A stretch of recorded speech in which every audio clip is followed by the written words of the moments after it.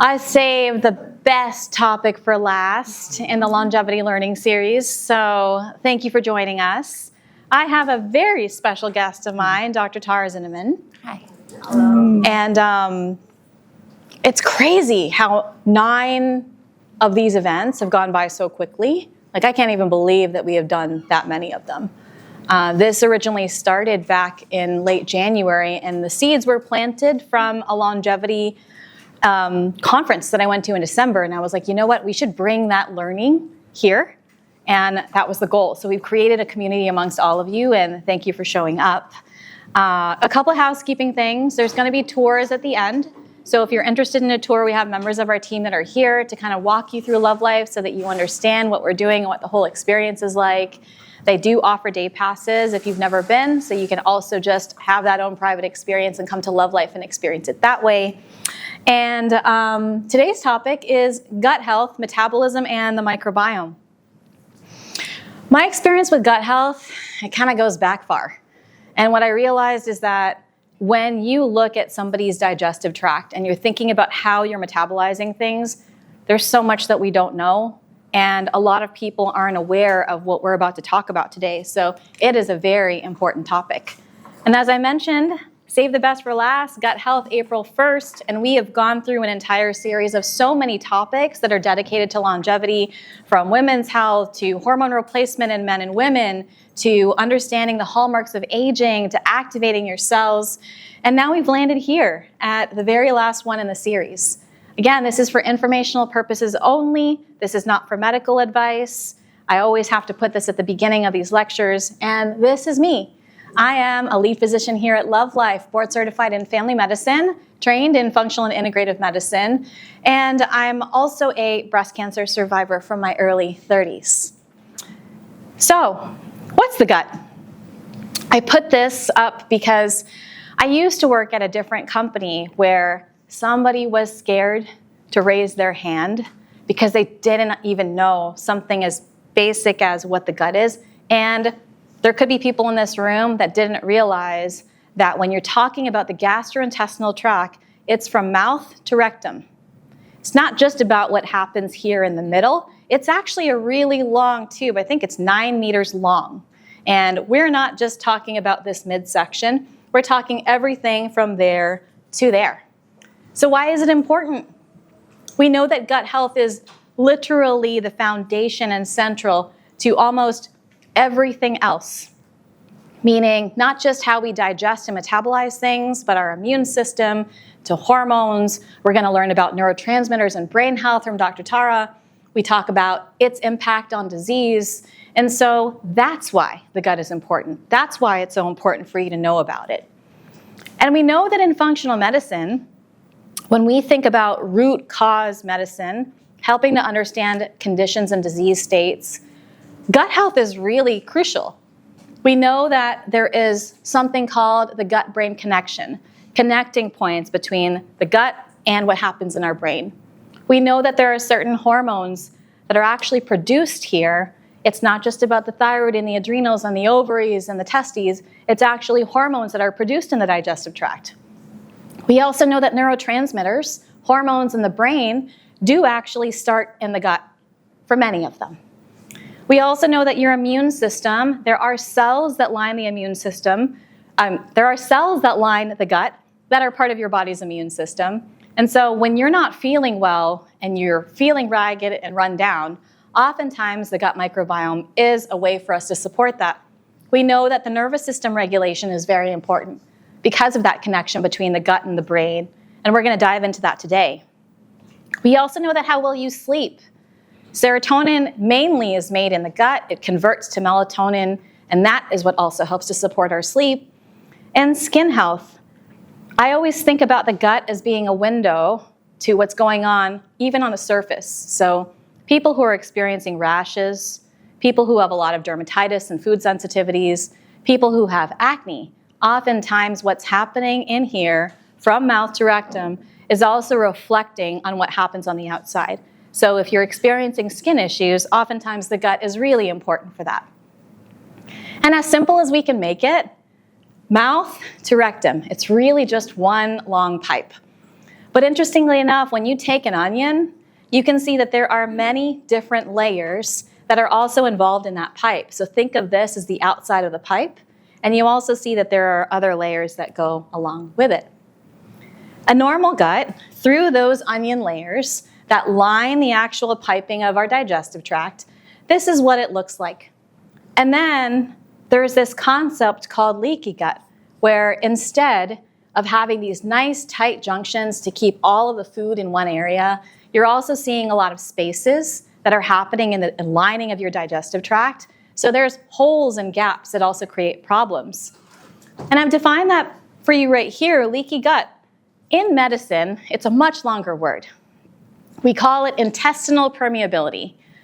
But in layman's terms, it's about inflammation in the digestive tract. It's about having these gaps where things can pass through and get to other areas of the body outside of the digestive tract.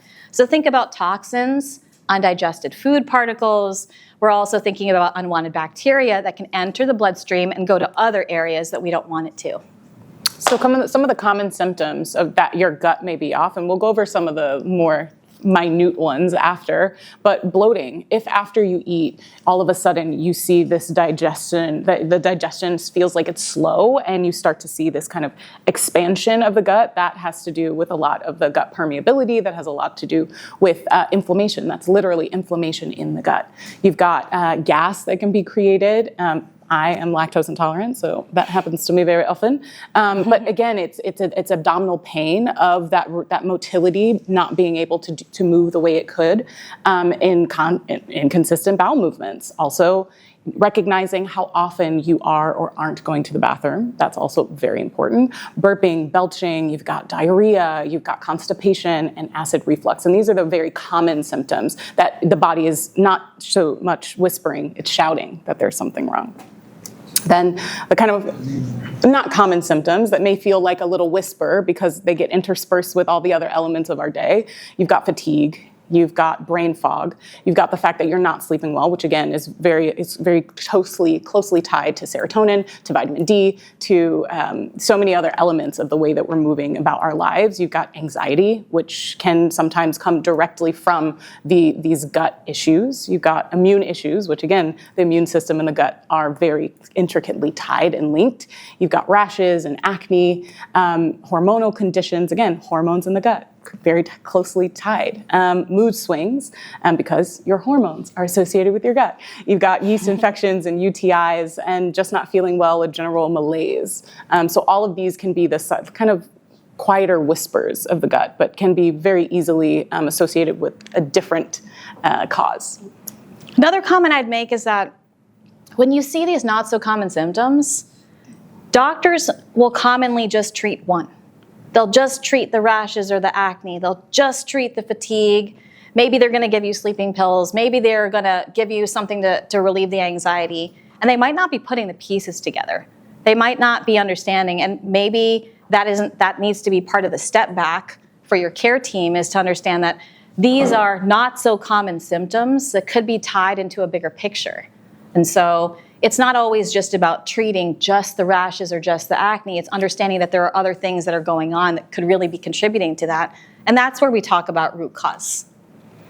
So if you look like this after you eat, this is not the way that we should look. There is a shift in energy that happens when we metabolize things. And most of the time, this is not how we should feel after we eat. How many of you have felt like this after you've had a meal? Let's be honest. After dairy. Dairy, yep. And so, when you think about it, like how this person feels after eating, that is not the energy shift that we typically want to experience from our meals.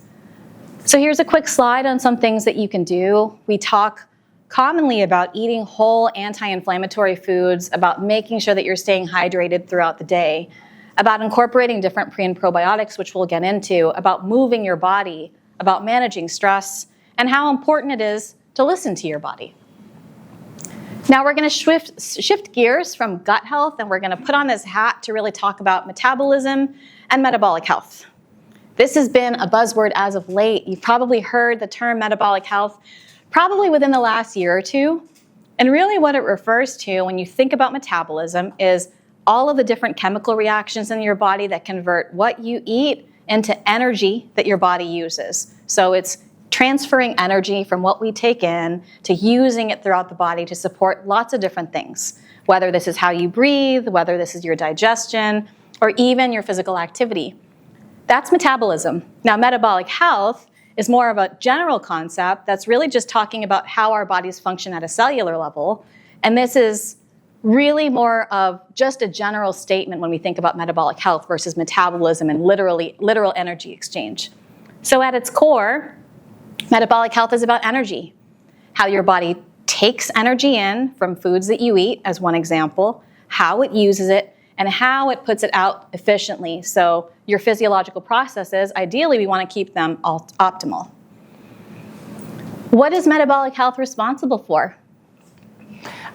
Energy regulation. So that's going to be how your body converts food to energy to be able to store and output that energy effectively, efficiently.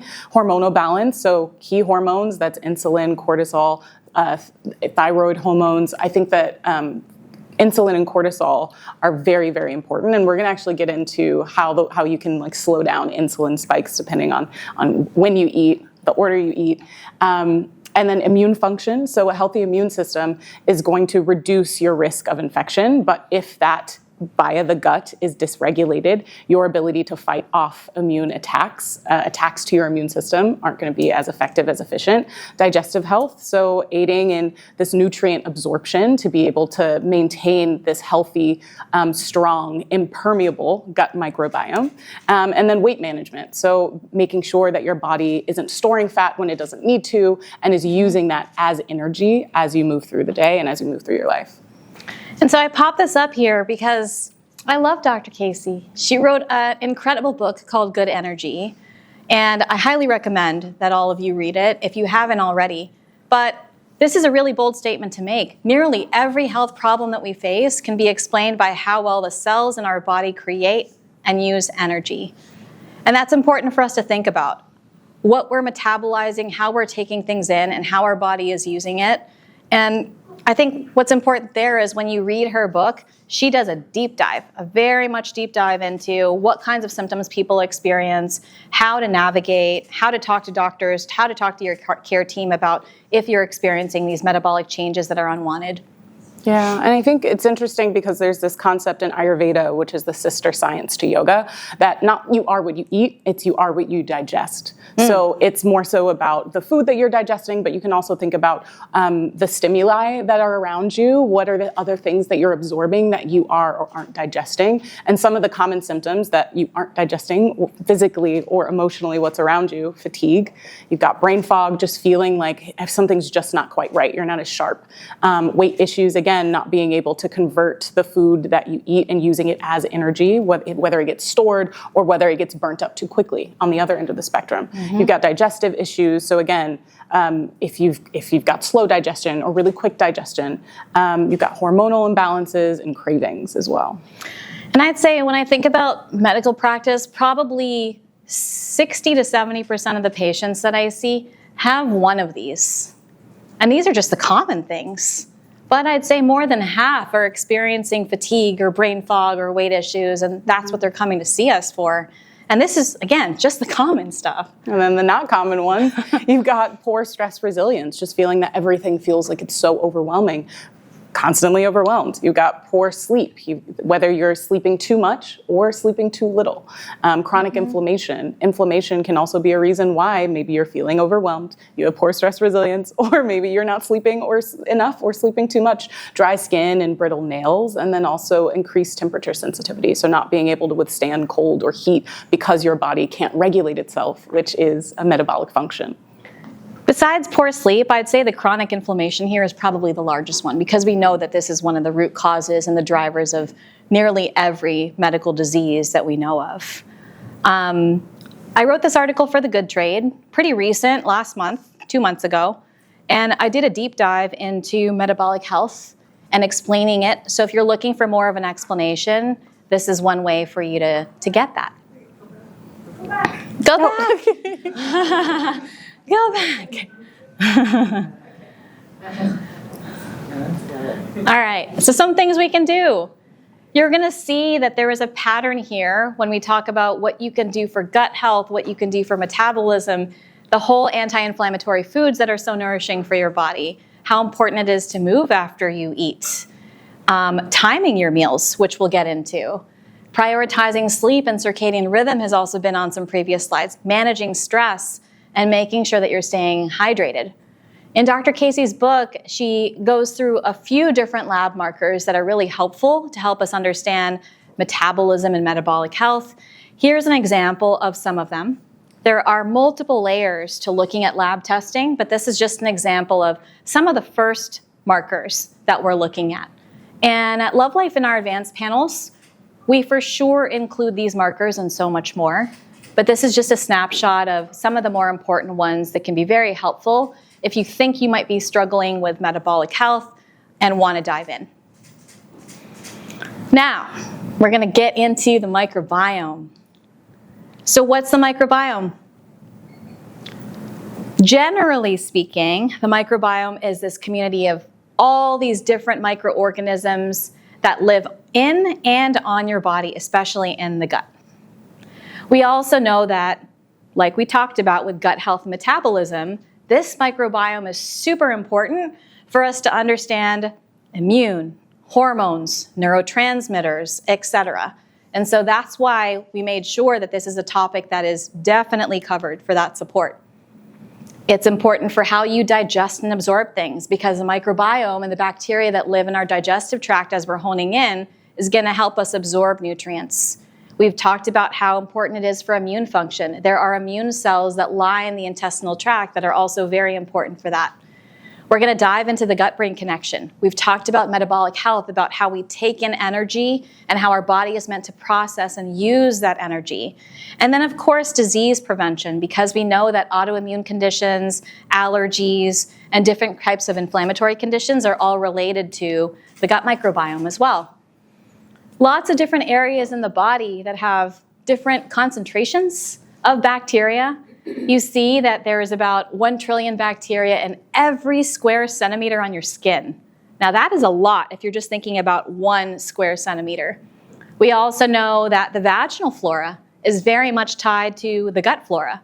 And so for people who are struggling with vaginal concerns like yeast infections, even UTIs, that is also tied to the gut microbiome. And then we know that there are certain types of microbiome areas like in our sinuses, in our ears, in our oral cavity, and even in your nose. There's millions of bacteria there. When we focus in on the gut, here's the big number, 100 trillion bacteria that live in your gut.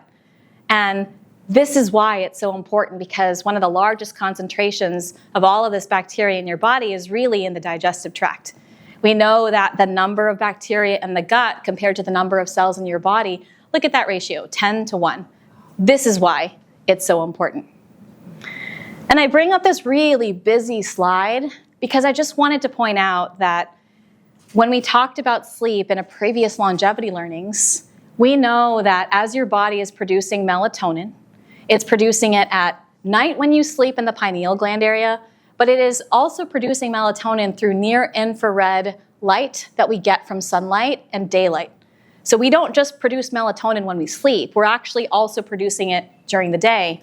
And in this study, it talks about how your circadian rhythm and how your body makes this melatonin, whether it's from the brain or even from the digestive tract or other areas, does have an influence on the microbiome of all these different areas, including your skin, including your oral cavity, your nose, your digestive tract, and even the vagina. So now we've tied in a previous lecture on sleep and optimizing melatonin even during the day because we do and can make it, to knowing that the gut microbiome is very much affected by that as well. When I think about the gut, I think about a garden, a beautiful garden. And sometimes I like to think about Epcot. When you go to Epcot and it has this curated garden show, this annual, that happens once or twice a year, and it has this wide array of beautiful flowers that are flourishing, this is ideal for what the gut microbiome was meant to look like, with all of these beautiful flourishing organisms. This is what happens to a lot of people. When we talk about a leaky gut, and we talk about inflammation and poor digestion and inflammatory foods, this is kind of what happens to the gut microbiome. And so nourishing the gut and helping to support it by feeding the right things is crucial in order for our bodies to really absorb, digest, and process everything the way that it needs to. So an imbalanced gut microbiome leads to systemic inflammation, just like what you see here, okay? Some of the fertilizers for your garden are going to be the prebiotics. So that's a non-digestible food, like an apple. Apples have prebiotics as well that are going to feed and support the growth of healthy bacteria. They're going to help balance the microbiome. Then probiotics are live bacteria that are beneficial for the gut. You see them in supermarkets all the time, marketed. Some of them aren't shelf stable. Some of them actually are. But for the most part, they're going to help maintain a healthy balance of this gut microbiome. So we want the good bacteria. We want as much of the good bacteria as we possibly can have. And then fiber is a carbohydrate that your body actually can't digest, and that's going to help regulate digestion as well. And it's very essential for maintaining that healthy gut, but also for moving all of the waste products through your digestive system. And these prebiotic foods are going to be garlics, apples, bananas, asparagus, leeks, chicory root, and whole grains like oats, barley, farro. And then these probiotic foods are going to be yogurt, assuming that it has active cultures, kefir, kimchi, sauerkraut, miso, all the pickled variety of food. So miso, fermented soybeans, so fermentation, so pickles in brine, not in vinegar, and then kombucha as well. These fiber-rich foods are going to be fruits and vegetables. So apples, pears, berries, broccoli, Brussels sprouts, cruciferous veg are really great for fiber. Whole grains, oats, quinoa, brown rice, legumes. So lentils, beans, chickpeas, peanuts are also a legume. And then nuts and seeds. So almonds, chia seeds, flax seeds. What's also interesting too is whenever I think about all of these different things, it's not just going to do one thing in your body. We use fiber in medicine to help support better cholesterol. We use fiber to act as fertilizer to help lay down that good gut bacteria so we have a really great garden. We use fiber to just help push everything through to help your body detoxify. So it's never like as you're using one of these things, you're only doing one thing in your body. Every single time that you eat this nourishing food, it has a magnitude of impact beyond just one thing.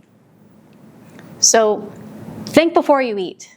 What you eat, when you eat, how you eat it, why you eat it, and even the order of your food intake, which we're going to get into. So I always remind myself, and I think I've mentioned this before, that I try to activate my meals. So usually before I'm eating something, I try to just remind myself, say a little prayer, say some grace and gratitude for the meal. And as I'm activating it, I'm also helping to support how digestion breaks down and absorbs in my body. Yeah. Because I know how powerful the mind is. Yeah, and also, you're starting to salivate, which is information for your gut, and it's also starting the digestive process in your mouth because it is from tip to tail. Yeah. And I like this slide because we know that different foods have different nutritional content. When you look on one side, we see antioxidants and polyphenols. We see some of the fiber that we had just talked about. Here I see a lot of inflammation. That's what I see. And then this, circadian disruption and mental health.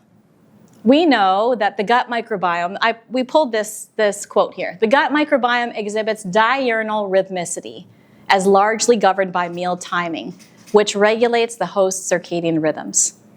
And we've talked about this before when we talk about intermittent fasting versus fasted states, versus whether or not that's right for you, how you eat your meals. Are you somebody that skips breakfast and notice that you don't feel as great? Should you be eating breakfast? There's lots of things to unpack with digestion and absorption.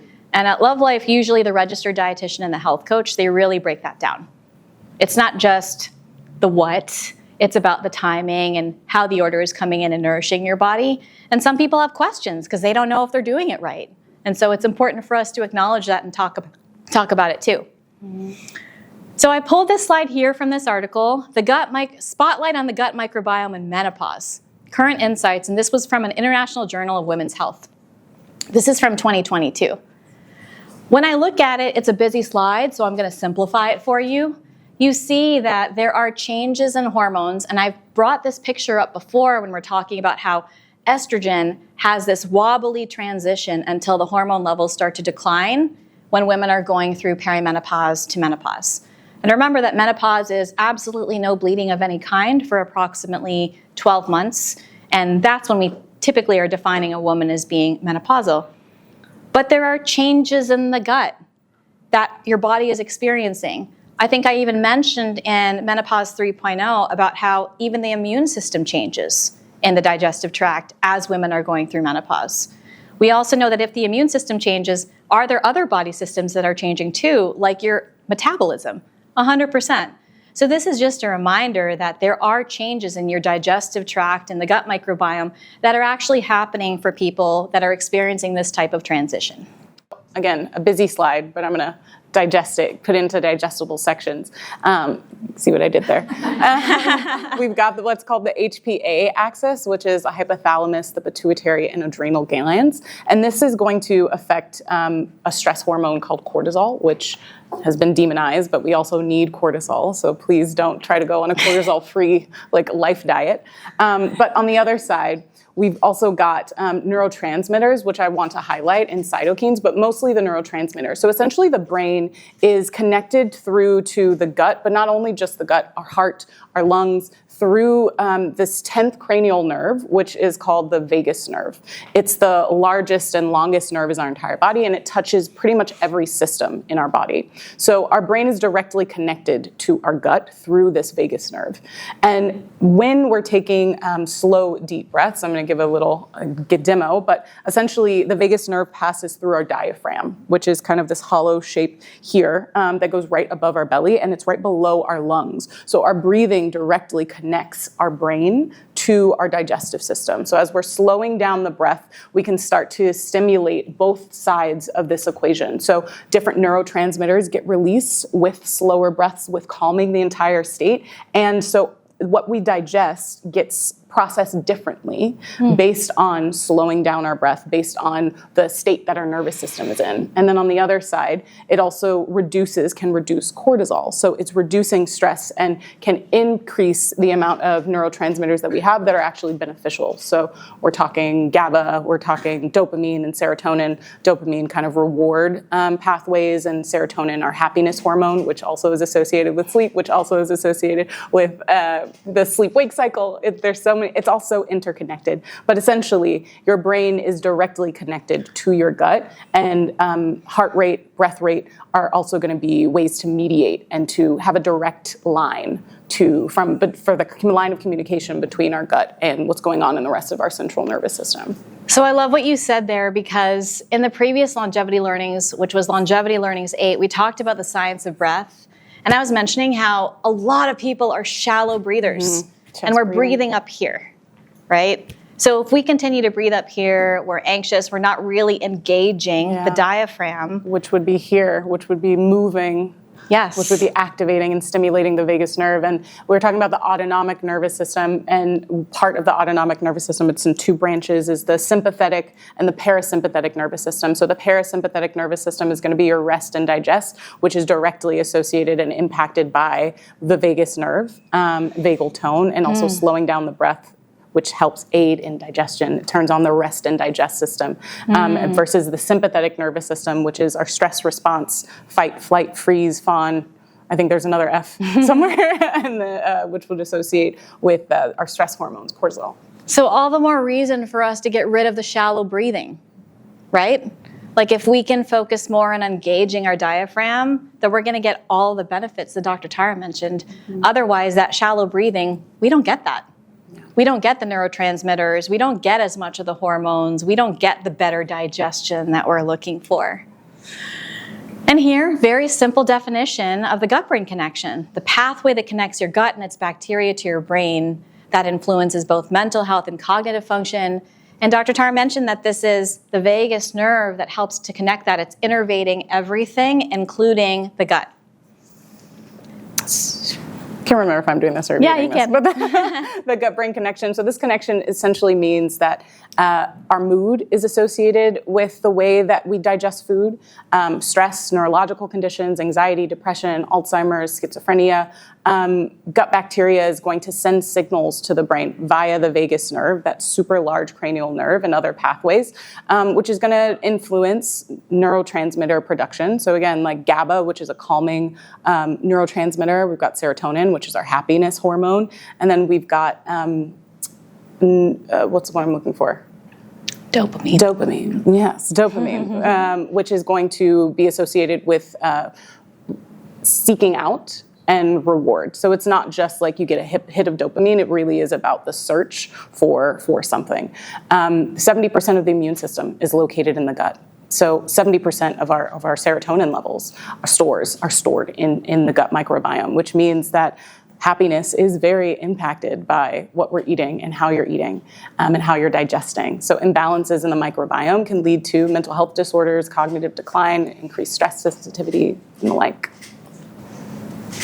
Quick book by Dr. Meyer. The mind and the gut are not separate entities. They are connected in ways we are only beginning to understand, with each influencing the other.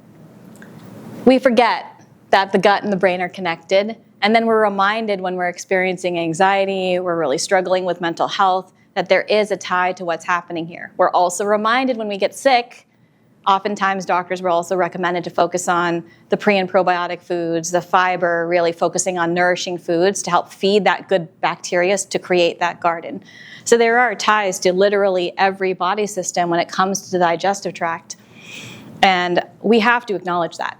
I mentioned, I think in one of the longevity learnings earlier, but some of you are new, that gut health was crucial for me from a healing perspective post-cancer, because I knew that my immune system was likely related to what was going on in here. I did testing to support that so that I could understand if I needed to support even further when it came to gut healing. I wasn't eating as great as I thought I was. I also didn't have the common symptoms that Dr. Tara mentioned.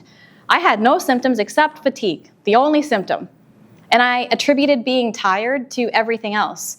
Being a concierge doctor in Miami, working 7 days a week, being always on, my sympathetic drive was always up here.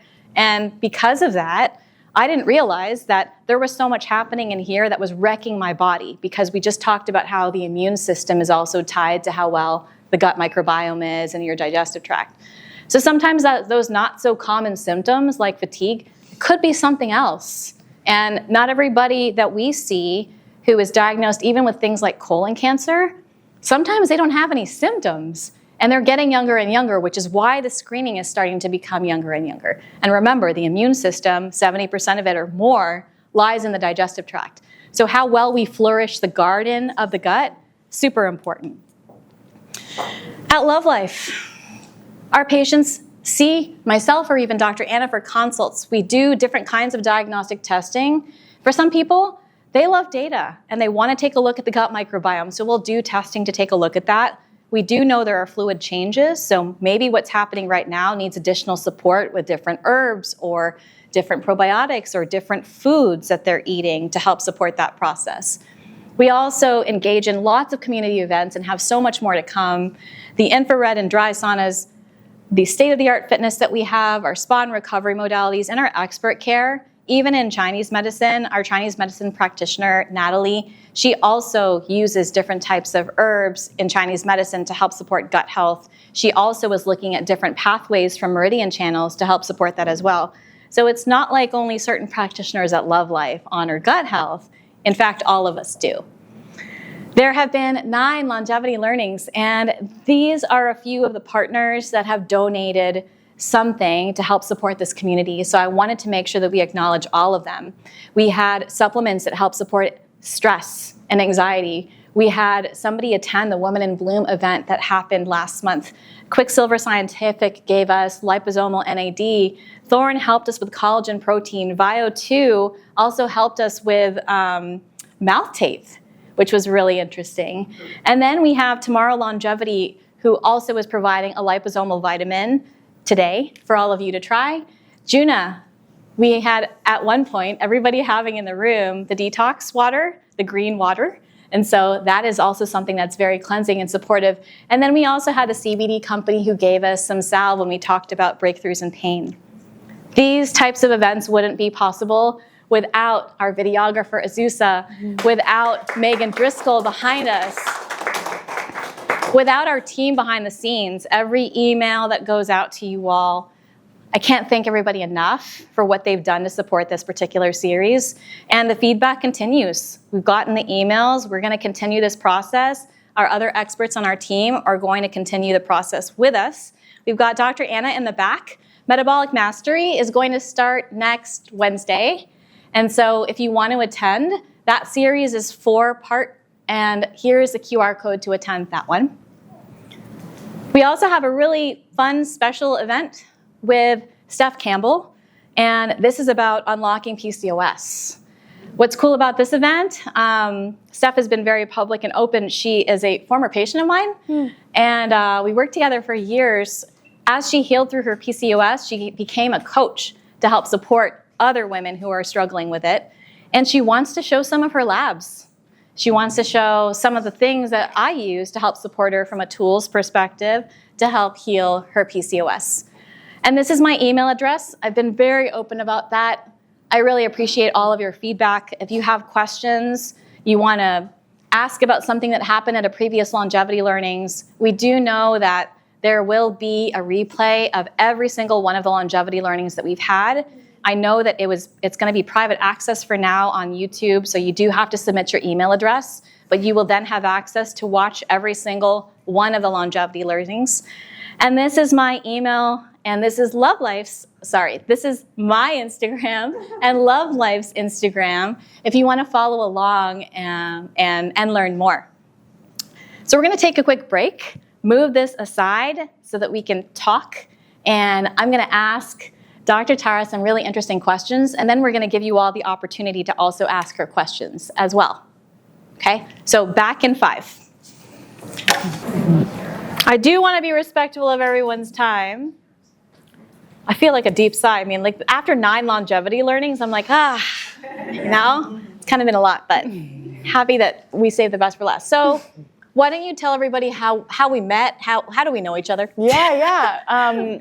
At your previous job, we ended up teaching a workshop on stress. It was a 75-minute workshop with my old job.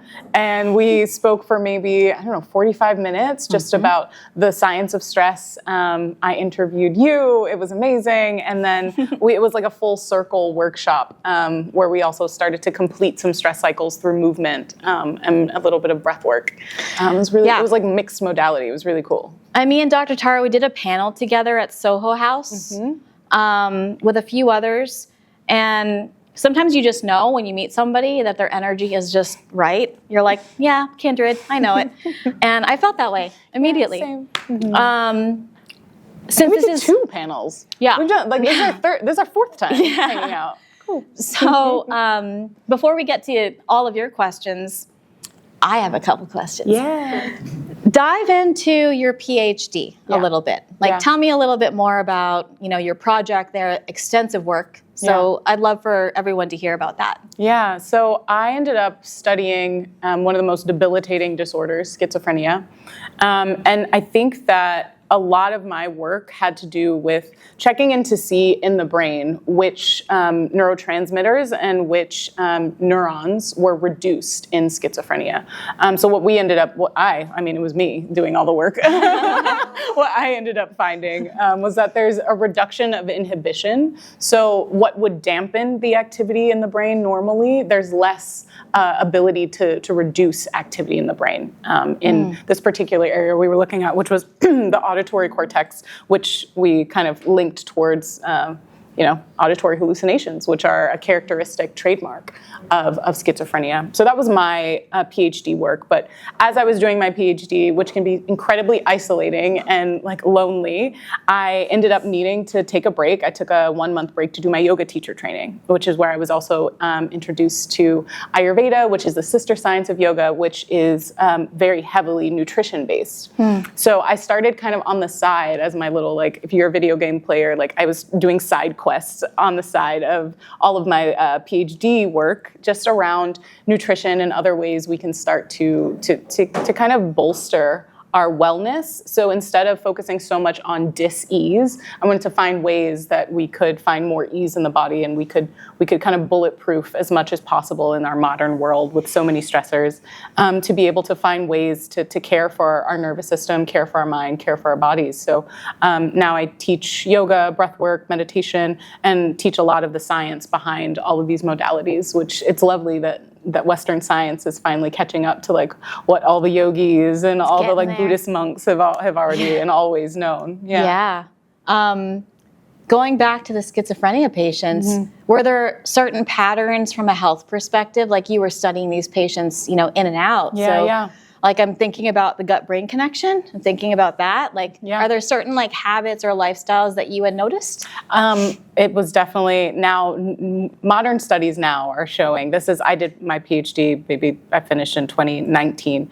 But in the past 6-7 years since then, there's been so much research into the gut microbiome of people who have schizophrenia, and also anxiety, depression, Alzheimer's disease. There is a reduction in the good bacteria that you need. And then there's also a lot of times so much inflammation in the gut.